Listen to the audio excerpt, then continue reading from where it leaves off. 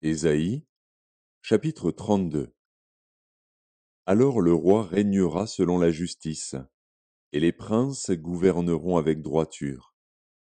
Chacun sera comme un abri contre le vent et un refuge contre la tempête, comme des courants d'eau dans un lieu desséché, comme l'ombre d'un grand rocher dans une terre altérée. Les yeux de ceux qui voient ne seront plus bouchés, et les oreilles de ceux qui entendent seront attentives.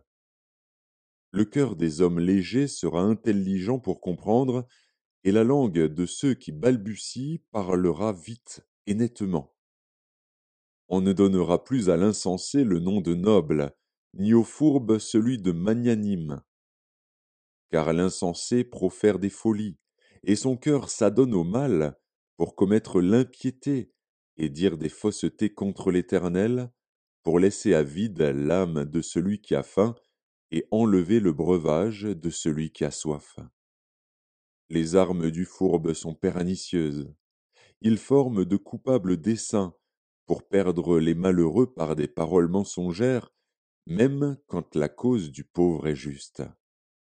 Mais celui qui est noble forme de nobles desseins, et il persévère dans ses nobles desseins.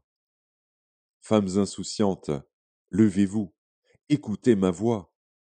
Filles indolentes, prêtez l'oreille à ma parole. Dans 1 an et quelques jours, vous tremblerez, indolentes, car c'en est fait de la vendange. La récolte n'arrivera pas. Soyez dans l'effroi, insouciantes, tremblez, indolentes, déshabillez-vous, mettez-vous à nu et saignez vos reins. On se frappe le sein au souvenir de la beauté des champs et de la fécondité des vignes. Sur la terre de mon peuple croissent les épines et les ronces, même dans toutes les maisons de plaisance de la cité joyeuse. Le palais est abandonné, la ville bruyante est délaissée. La colline et la tour serviront à jamais de caverne. Les ânes sauvages y joueront, les troupeaux y paîtront, jusqu'à ce que l'Esprit soit répandu d'en haut sur nous, et que le désert se change en verger, et que le verger soit considéré comme une forêt. Alors la droiture habitera dans le désert, et la justice aura sa demeure dans le verger. L'œuvre de la justice sera la paix, et le fruit de la justice le repos et la sécurité pour toujours. Mon peuple demeurera dans le séjour de la paix, dans des habitations sûres, dans des asiles tranquilles.